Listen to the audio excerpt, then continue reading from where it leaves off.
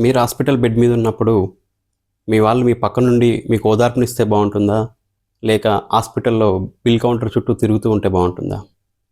ఒకసారి మనం ఆలోచించినట్లయితే హాస్పిటల్‌కెళ్ళడం అనేది చాలా పెయిన్‌ఫుల్ థింగ్ అండి. అసలు ఎవరికీ ఇష్టం ఉండదు హాస్పిటల్‌కెళ్ళడం. కానీ ఒక తప్పనిసరి పరిస్థితిలో హాస్పిటల్‌కెళ్ళినప్పుడు మన వాళ్ళు మన పక్క నుండి ధైర్యం చెప్తే బావుంటుంది.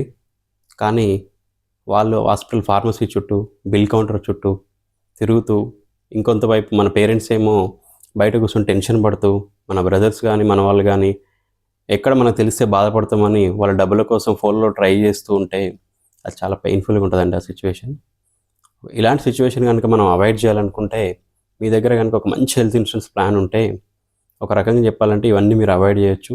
ఒక లైన్‌లో చెప్పాలంటే, హాస్పిటల్‌కి గూడా మీరొక వెకేషన్ లాగా వెళ్లి రావచ్చు.